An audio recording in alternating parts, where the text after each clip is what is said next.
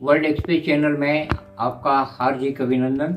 आज हमारे बीच हैं भारत के ख्यातनाम प्रबुद्ध लेखक विचारक प्रोफेसर उदय जैन जी।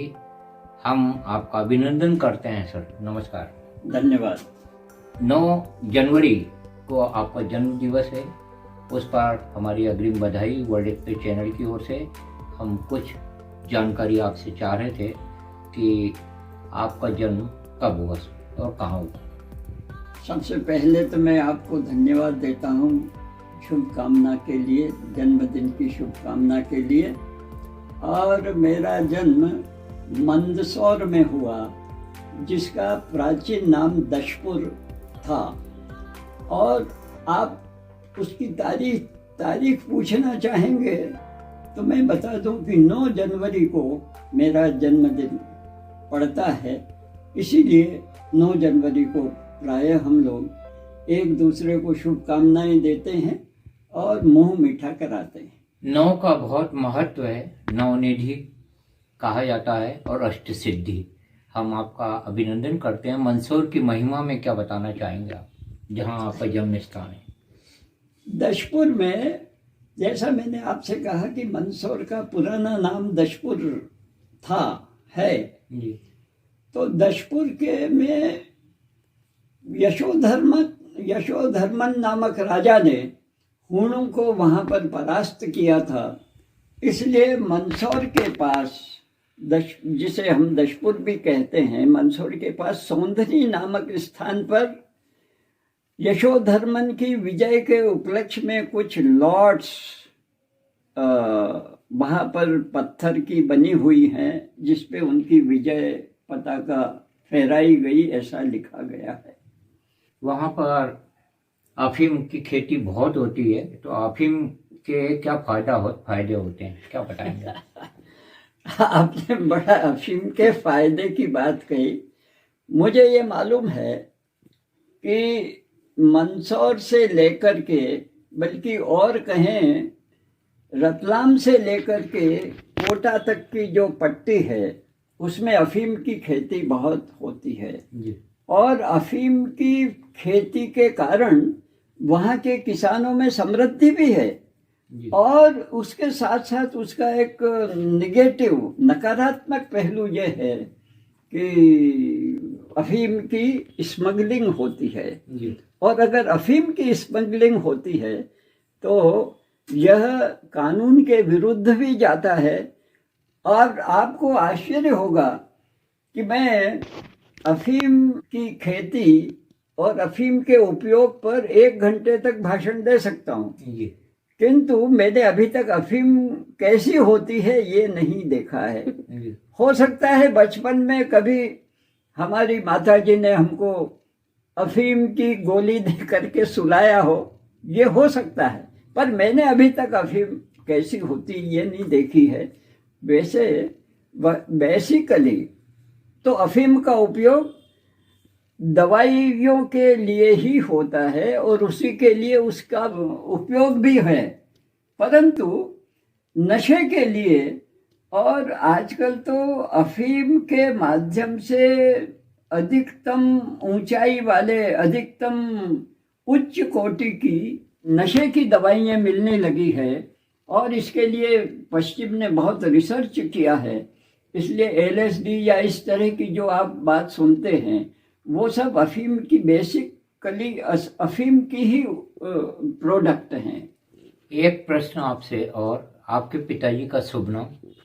मेरे पिताजी का शुभ नाम डॉक्टर सज्जन लाल मालवी है जी। अब आप कहेंगे कि आप तो जैन हैं और पिताजी का नाम मालवी कैसे, ये भी आपके मन में बात आएगी जी। तो मैं आपको बताऊं कि हमारे पिताजी मंदसौर में, हमारे जैन समुदाय में मेरे ख्याल से पहले व्यक्ति थे जिन्होंने इंटरमीडिएट परीक्षा पास की थी। और चूंकि मंदसौर में उस समय उच्च शिक्षा जो मानी जाती थी, 10वीं 11वीं 12वीं, उसकी व्यवस्था नहीं थी, तो उनके पिताजी ने, यानी हमारे दादाजी ने, हमारे पिताजी को मथुरा वृंदावन पढ़ाई करने के लिए भेजा था। जी। और मथुरा वृंदावन में, खास तौर पर वृंदावन में, राजा महेंद्र प्रताप सिंह का कॉलेज था, प्रेम महाविद्यालय। जी। राजा महेंद्र प्रताप उत्तर भारत के प्रसिद्ध क्रांतिकारी रहे हैं, उनका वह कॉलेज था। और हमारे पिताजी बताते हैं कि जिस हॉस्टल में वो रहते थे प्रेम महाविद्यालय के, उसमें एक बार गांधी जी उनके कमरे के पास वाले कमरे में आकर के रुके थे। इस तरह से हमारे पिताजी गांधीवाद से, गांधी जी से बहुत प्रभावित रहे, क्योंकि उस समय गांधी जी का आंदोलन, गांधी जी के विचार, गांधी जी की अहिंसा दृष्टि पूरे भारत में फैल रही थी।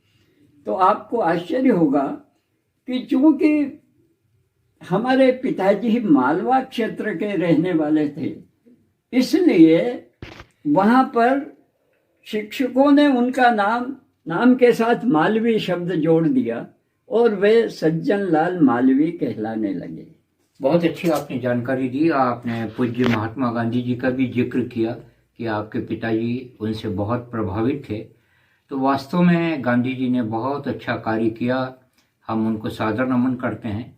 इससे जुड़ा हुआ एक सवाल आपसे कर रहे थे कि बहुत दिनों से गांधी जी को गाली दी जा रही है और गोडसे जिंदाबाद के नारे लग रहे हैं, इस बारे में आप क्या प्रतिक्रिया व्यक्त करना चाहेंगे?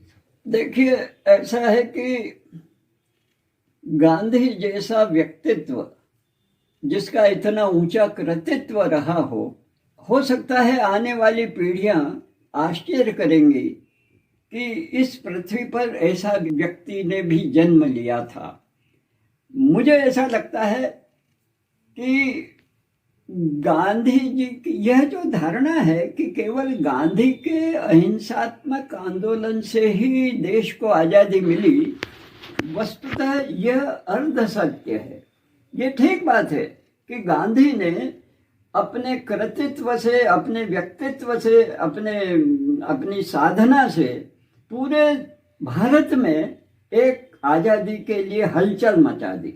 ये ठीक बात है कि हजारों लाखों लोग उससे प्रभावित हुए, किंतु ये अर्ध सत्य इस दृष्टि से है कि क्रांतिकारियों ने भी 1857 ही नहीं, उसके पहले से हिंदुस्तान की आज़ादी के लिए उन्होंने लड़ाइयाँ लड़ी है और उन्होंने गोलियां खाई हैं। इसलिए पूर्ण सत्य तो यह है कि हिंसात्मक तरीके से और अहिंसात्मक तरीके से इन सब ने मिला करके हिंदुस्तान को 1947 में अंततः आज़ादी दिलाई। इसलिए किसी को गाली देने का प्रश्न अच्छा नहीं है, न किसी की प्रशंसा में अत्यधिक उछलना ज़्यादा अच्छा है। पर जो सत्य बात है कि हिंसा और अहिंसा दोनों के समन्वय से हिंदुस्तान को आज़ादी मिली। इसलिए हमारी राय में गांधी भी उतने ही हमारी कहें प्रशंसा के, हमारे साधना के, हमारे विचार के उतने ही अच्छे व्यक्ति हैं, उतने ही प्रमुख व्यक्ति हैं जितने कि वे क्रांतिकारी जिन्होंने आज़ादी के लिए अपना जीवन को समर्पित किया, अपने शरीर का कण कण और विचार की अभिव्यक्ति इन सब के साथ मिलकर के देश को आगे बढ़ाने में, देश की आज़ादी के लिए उन्होंने किया। इसलिए दोनों हमारे लिए आदर के पात्र हैं। हम आपकी बात का समर्थन करते हैं। गांधी जी ने भी बहुत अच्छा कार्य किया, उसी तरह से राजगुरु सुखदेव, भगत सिंह, उधम सिंह, मंगल पांडे आदि क्रांतिकारी, चंद्रशेखर आजाद, सुभाष चंद्र बोस, इनका भी कार्य बहुत महान है। और दोनों का अगर हम तुलनात्मक अध्ययन करें, दोनों धाराएं, हाँ जी, दोनों धाराओं का अगर हम वैचारिक रूप से एक चिंतन मनन करें तो ये पाएंगे कि दोनों का योगदान देश को आज़ाद कराने में रहा। ये आप कह रहे हैं और हम इसका समर्थन करते हैं। अब कुछ रोचक सवाल हम आपसे और करना चाहेंगे कि आप इंदौर कब आ गए सर? इंदौर हमारा आगमन 1970 में हुआ जी। 1970 में इसके पहले मैं शुजालपुर के, आपको मालूम है शुजालपुर ने मध्य भारत का पहला मुख्यमंत्री दिया था पंडित लीलाधर जोशी के रूप में। हाँ जी। और वहीं पर सौभाग्यमल जैन भी तत्कालीन सरकार में रेवेन्यू मिनिस्टर रहे जी। तब वित्त मंत्री शब्द का प्रचलन नहीं था। जो वित्त का कामकाज देखते थे मंत्री, वे रेवेन्यू मिनिस्टर कहलाते थे। तो शुजालपुर केवल अपनी राजनीति के लिए ही प्रसिद्ध नहीं है, वहाँ पर अनेक अच्छे साहित्यकार भी हुए हैं और उन साहित्यकारों ने वहाँ रह कर के साहित्य की साधना की। इसलिए शुजालपुर के लोग, शुजालपुर का जो मानस है वह साहित्यिक अपनत्व का भी दृष्टि रखता है और राजनीति की भी दृष्टि रखता है। इसलिए वहाँ पर भी दोनों का समन्वय बराबर है। कितने साल तक रहे आप वहाँ? मैं शुजालपुर में, वहाँ पर जब महाविद्यालय शुरू हुआ था, जवाहरलाल नेहरू महाविद्यालय, उसमें मैं कॉमर्स का प्रोफेसर बना था और वहाँ पर करीब करीब मैंने 2.5-3 साल टीचिंग का कार्य, शिक्षण का कार्य संपन्न किया। उसके बाद जी मैं इंदौर में वैष्णव कॉलेज ऑफ कॉमर्स में। कितने साल रहे आप वैष्णव कॉलेज में? वैष्णव कॉलेज में 70 से लेकर के करीब 35 ईयर्स, 35 साल में वैष्णव वाणिज्य महाविद्यालय में रहा।